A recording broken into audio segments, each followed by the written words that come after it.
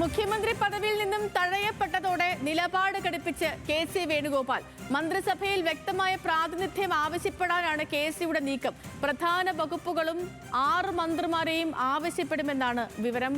ബിനിൽ ലീല സാബു വിവരങ്ങളുമായി ചേരുന്നുണ്ട്. ബിനിൽ, കെ.സി. വേണുഗോപാൽ മുഖ്യമന്ത്രി സ്ഥാനത്തേക്ക് വേണ്ടി സജീവമായി പരിഗണിക്കപ്പെട്ടിരുന്നയാളാണ്. അവസാന നിമിഷം വരെ, അതായത് ഇന്നലെ മുഖ്യമന്ത്രി വി.ഡി. സതീശൻ എന്ന പേര് പ്രഖ്യാപിക്കപ്പെടുന്നതിന് തൊട്ടു മുൻപ് വരെ രാഹുൽ ഗാന്ധി പലവട്ടം ആവശ്യപ്പെട്ടു.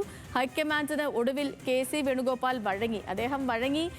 വി.ഡി. സതീശന്റെ പ്രഖ്യാപനം വന്നു. അതിനുശേഷം അദ്ദേഹത്തിന്റെ പ്രതികരണം തേടുമ്പോൾ വി.ഡി. സതീശന് എല്ലാവിധ ആശംസകളും പറയുന്നതിനൊപ്പം തന്നെ അദ്ദേഹം പറയുന്നുണ്ടായിരുന്നു, വേണമെങ്കിൽ ഈ സ്ഥാനം കൂടി, ഇപ്പം AICC സ്ഥാനം കൂടി വേണമെങ്കിൽ ഞാനങ്ങ് ഒഴിവാക്കാം എന്നുകൂടി പറഞ്ഞിരുന്നു. അതായത് നീരസം കെ.സി. വേണുഗോപാലിനുണ്ട്. ഇനിയിപ്പോൾ നമ്മൾ നേരത്തെ സംസാരിച്ചതുപോലെ മന്ത്രിസഭാ രൂപീകരണത്തിലേക്ക് കടക്കുകയാണ്. മന്ത്രിസഭാ രൂപീകരണത്തിലേക്ക് കടക്കുമ്പോൾ നേരത്തെ AICC നിരീക്ഷകർ വന്നു. അവർ MLA-മാരുടെ തലയെണ്ണം എടുത്തു.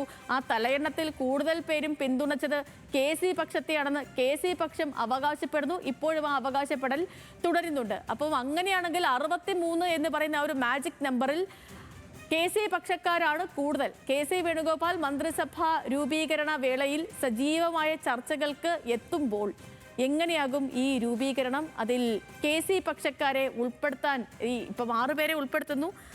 സുപ്രധാന വകുപ്പുകളടക്കം കെ.സി. പക്ഷത്തിലേക്ക് പോകാനുള്ള സാധ്യത എത്രത്തോളമാണ്? വി.ഡിയുടെ ഭാഗത്ത് അതിലൊരു തടയിടൽ ഉണ്ടാകുമോ? എന്തൊക്കെ മനസ്സിലാക്കണം? സേതു, ഇക്കാര്യത്തിൽ കെ.സി. വേണുഗോപാലിന്റെ അഭിപ്രായം, അദ്ദേഹം പറയുന്നത് മുഖ്യമന്ത്രി സ്ഥാനത്തേക്ക് വരാൻ ശ്രമിച്ചിരുന്നു, പക്ഷേ അതുണ്ടായില്ല. അതുകൊണ്ട് ഇത്തരത്തിൽ 6 മന്ത്രിമാരെയെങ്കിലും തനിക്കൊപ്പം നിൽക്കുന്ന ആളുകളെ വേണം എന്നാണ് അദ്ദേഹത്തിന്റെ ഒരു നിലപാട്. ഇന്നിപ്പോൾ കേരളത്തിലേക്ക് കെ.സി. വേണുഗോപാൽ എത്തുന്നുണ്ട്. അതുകൊണ്ട് തന്നെ ഈ മന്ത്രിസഭാ രൂപീകരണ ചർച്ചകളിൽ അദ്ദേഹം സജീവമായി ഇടപെടും എന്നാണ് മനസ്സിലാക്കാൻ കഴിയുന്നത്. നേരത്തെ ഈ ഹൈക്കമാൻഡ് ഉൾപ്പെടെ കെ.സി. മുഖ്യമന്ത്രി സ്ഥാനത്തേക്ക് വരുന്നതിൽ എതിർപ്പ് ഉണ്ടായിരുന്നില്ല. പക്ഷേ സംസ്ഥാനത്തെ പ്രത്യേക സാഹചര്യം, ഇവിടെ പൊതുവികാരം ഉണ്ടായിരുന്നത് വി.ഡി. സതീശന് അനുകൂലമായിരുന്നു. ഘടകകക്ഷികളിൽ പ്രധാനപ്പെട്ട മുസ്ലിം ലീഗ്, അതോടൊപ്പം കേരള കോൺഗ്രസ് ജോസഫ് വിഭാഗം ഒക്കെ പറയുന്നത് ഈ സ്ഥാനത്തേക്ക്, മുഖ്യമന്ത്രി സ്ഥാനത്തേക്ക് വി.ഡി. സതീശൻ വരണമെന്ന ഒറ്റ നിലപാടിലാണ് അവർ നിന്നത്. അത് പ്രത്യേകിച്ച് മുസ്ലിം ലീഗാണ്. അതുകൊണ്ട് അങ്ങനെ ആ പേരിലേക്ക്, വി.ഡി. സതീശനിലേക്ക് ആ പേര് മുഖ്യമന്ത്രി സ്ഥാനം എത്തുകയായിരുന്നു. എന്നാലും മന്ത്രിസഭാ രൂപീകരണത്തിൽ തന്റെ പ്രാതിനിധ്യം അല്ലെങ്കിൽ തയ്ക്കൊപ്പം നിൽക്കുന്ന ആളുകളെ മന്ത്രിമാർ ആക്കണമെന്നാണ് ഇപ്പോൾ അദ്ദേഹം ആവശ്യപ്പെടുന്നത്.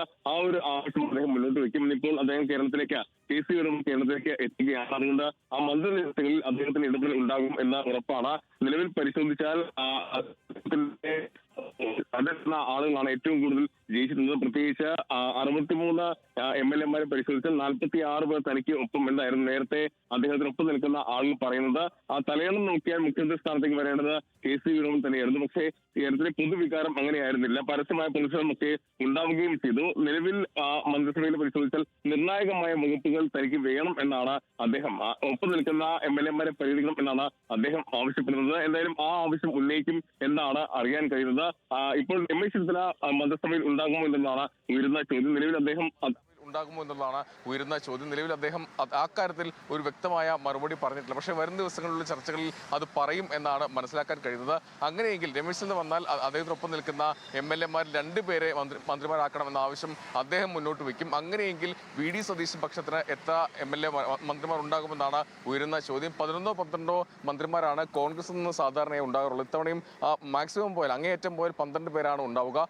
6 പേർ കെ.സി. വേണുഗോപാൽ കൊടുത്താൽ, 2 പേർ ചിന്തയിൽ കൊടുത്താൽ ബാക്കി ഉള്ള MLA-മാർ വളരെ കുറവാണ്, അല്ലെങ്കിൽ മന്ത്രിമാർ വളരെ കുറവായിരിക്കും. അത് എങ്ങനെയാണ് മുന്നോട്ട് കൊണ്ടുപോവുക എന്നുള്ളതാണ് ഉയരുന്ന ചോദ്യം. എന്തായാലും ഇക്കാര്യത്തിൽ സജീവ ചർച്ച ഉണ്ടാകും എന്നുള്ളത് ഉറപ്പാണ്. നിലവിൽ 6 പേരെയാണ് ആവശ്യപ്പെടുന്നത്. 6 പേരെ മന്ത്രിമാരാക്കണം എന്ന ആവശ്യം മാത്രമല്ല കെ.സി. ഉന്നയിക്കുന്നത്. അതിനൊപ്പം സുപ്രധാനമായ വകുപ്പുകളിൽ ഈ തനിക്കൊപ്പം നിൽക്കുന്ന MLA-മാരെ പരിഗണിക്കണം എന്ന ആവശ്യം കൂടി അദ്ദേഹം ഉന്നയിക്കുന്നുണ്ട്.